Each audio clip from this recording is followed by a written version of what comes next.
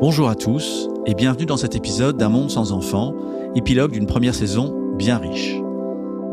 D'abord, permettez-moi de vous adresser un immense merci pour votre écoute fidèle et pour vos mots si doux. Avec Laurent Kouchner, qui produit, et Ben Molinaro, à qui on doit la musique et le mixage, on a commencé ce podcast sans trop savoir. Et cela s'est avéré un immense kiff, un immense bonheur. Mes enfants, car vous l'avez compris, j'ai des enfants, se moquent de moi. Ils me disent qu'on n'a jamais vu aussi peu de notoriété monter à la tête de quelqu'un. Et c'est pas faux. Mais je ne vais pas bouder mon plaisir. Nous avions timé la sortie du podcast avec le passage à 8 milliards d'habitants. Je me doutais bien qu'on serait dans l'air du temps. Mais waouh, j'ai l'impression qu'on n'a parlé que de ça. Bien sûr, c'est aussi un biais de confirmation. Je ne sais pas vous, mais moi je vois de la démographie partout. Je ne vois pas le monde tel qu'il est. Je le vois tel que je suis, disait Anaïs Nin, qui a copié Emmanuel Kant, qui lui-même l'a volé au Talmud. Alors attention, qu'on ne dise pas que ce podcast n'est pas un télo. Mais il n'est pas seulement un télo, il est pertinent.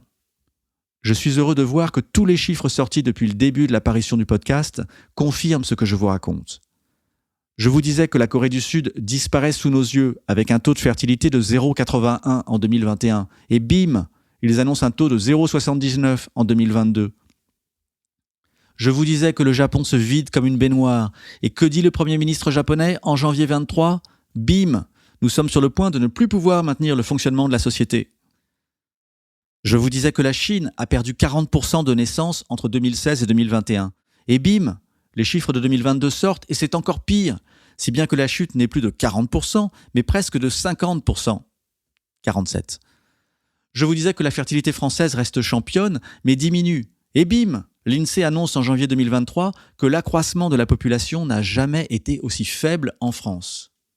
Et ouais, j'ai eu raison. Un monde sans enfants, tout est dans le titre.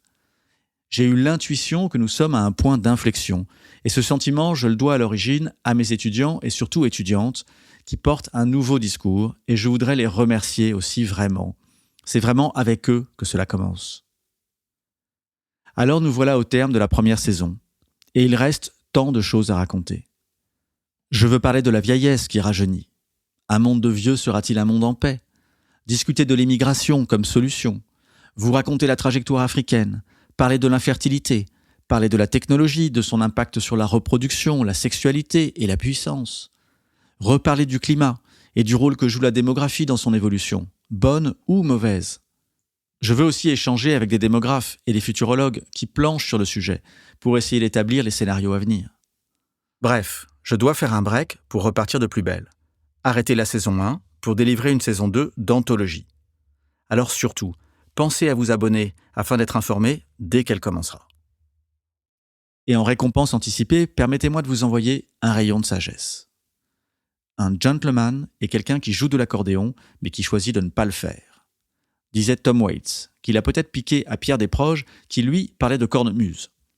Tout ça est sans doute dans le Talmud. Je regarde, on s'en reparle dans un épisode intitulé « L'accordéon et la cornemuse dans le Talmud ». Continuez à me suivre dans cette histoire d'un monde sans enfants. Abonnez-vous, likez, partagez, mettez les étoiles. C'est super, ça aide. Et on se retrouve dans la prochaine saison. Et si ça vous a pas plu, mais qu'est-ce que vous faites encore là ? Vous devez avoir un sacré caractère, vous. Alors allez-y, partagez-le quand même, et cette fois-ci avec des gens que vous aimez. Je suis sûr qu'il y en a quelques-uns.